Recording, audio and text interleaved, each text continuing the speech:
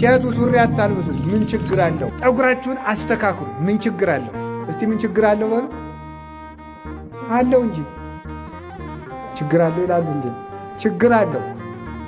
አሁን የጠፋ ምን እያልን ነው? ችግር መብራቱን የምናጠፋው ምን ችግር አለው? አለው ችግር። እግዚአብሔር አድርጉ ያለውን ምን ችግር አለው ብሎ ማጉደል። አለባበስም፣ ፀጉር አቆራረጥም፣ አካሄድም ሴቱ ሱሪ አታልብሱ ምን ችግር አለው? እንደ አፍኒንና እንደ ፊናስ እኔ አናትሽን እያለ እንዳይጥልሽ ማምላክን የምሬ ነው። ምን ችግር አለው ማለት ችግር ያመጣል። ፀጉራችሁን አስተካክሉ ምን ችግር አለው? በየሜዳው አትጋቡ ምን ችግር አለው? ምን ችግር አለው ማለት ነው ችግር ያመጣል።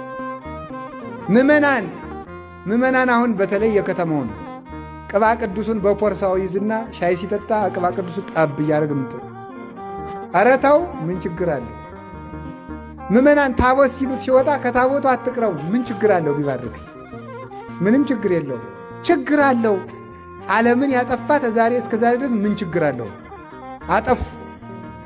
የእግዚአብሔርን በሉት። ታው ስርዓት አጓላችሁ ቅዳሴ አትግቡ ምን ችግር አለው? ችግር መጣ እንጂ ምን ችግር አለው ስንኖረን ነው። መግባት በማትችሉበት ጊዜ ቤተ ክርስቲያን አትግቡ ምን ችግር አለው? የከተማ ሰባኪ ደግሞ ምን ይላል? መምህር አባ ቄሴ የኔታ ግዳጅ ሁኜ የሴቶች ልማድ ውስጥ ሁኜ ቤተ ክርስቲያን ገብቼ ብጸልይ ያለ ችግር አለው? ምን ችግር አለው? ኧረ ተው ችግር አለው። ችግር አለው ነው የምላችሁ ማለት። ካህናት ዲያቆናት ቅዳሴ ቀድሳችሁ ኋላ እጃችሁን አትታጠቡ ምን ችግር አለው? መታጠቡ ምን ችግር አለው? እግዚአብሔር የውሃ ችግር አለበት? እግዚአብሔርን አሁን እኔ ቆረብኩና እንግዲህ እጄን ስታጠብ ክርስቶስ ሊታጠብ ነው ውሃው ጋር ይላል። ለዚህማ ሊቅ ነው ሌላ ያውንለትም እንጂ ለተንኮል ተመልከቱ ምንድን ነው የሚለው ኤርምያስ የሚለው ነገር አለ። ለተንኮል ጠቢባን ናቸው የሚለው ለከይሰ ጠቢባን ሙንቱ ለተንኮል ይራቀቃሉ ያለ ምን ችግር አለ? ቆርባችሁ ከሰው ጋር አትነጋገሩ ሁል ሳቀምሱ ምን ችግር አለው? እያንዳንዷ ነገር ምን ችግር አለው እየተባለች ነው የምታልቀው ማለት ነው። ስለዚህ እግዚአብሔር ሰዎች ስርዓት ጥንቅቅ አድርጎ ማወቅ ይገባል። ለእግዚአብሔር ሳታመጡ መጀመሪያ አትብሉ ተባለ። መጀመሪያ እግዚአብሔር ደርሶት ኋላ ብሉ ተባለ። ምን ችግር አለው? በሉ። እነሱም ሊበሉ ነው።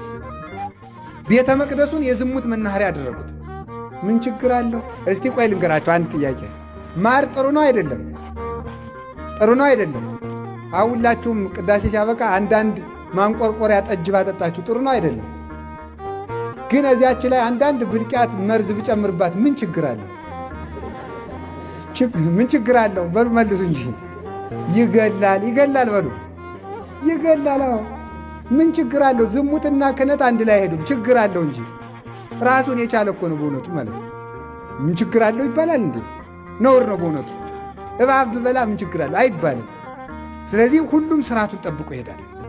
ለእግዚአብሔር የሚሆነው መጀመሪያ አስራት አውጥታችሁ ኋላ ብሉ ተባለ። ምን ችግር አለው? ስለዚህ እግዚአብሔር ምን ችግር አለው ከማለት ይሰውረን። ጾሙን እስከ 9 ሰዓት ጾሙ ምን ችግር አለው? 7 ሰዓት ብንበላ የእህል ደም የለው ችግር አለው? ኋላ ችግር አለው። እኔ ነግሬያችኋለሁ። እግዚአብሔር አትብሉ ሲላችሁ ከበላችሁ፣ ብሉ ሲላችሁ ትጾማላችሁ። ምሬን እኮ ነው።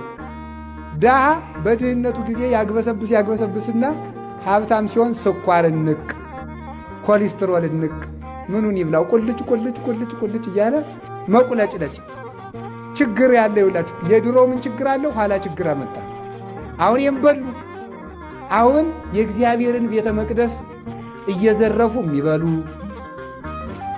በእግዚአብሔር መቅደስ ላይ ዝሙት የሚሰሩ እናንተ ማለት ናችሁ። ዝሙት የሚሰሩ የእግዚአብሔርን ስርዓት የሚያጓድሉ ከስርዓት ይቀነስ የሚሉ እነዚህ ሦስቱ አገር ያጠፋሉ። አንደኛ የእግዚአብሔርን መብላት፣ ሁለተኛ የእግዚአብሔርን መቅደስ በርኩሰት ማርከስ፣ ሦስተኛ የእግዚአብሔርን ስርዓት መቀነስ። እግዚአብሔር ይበቃናል ብሎ ስርዓት ማጉደል። ስለዚህ አገር የሚቀሰፈው ስርዓት ሲጎድል፣ መቅደስ ሲረክስ፣ እንደገና ምን ሲሆን ነው? የእግዚአብሔርን ድርሻኛ ስንበላው። በእነዚህ ምክንያት እግዚአብሔር ጠላት አስነሳባቸው።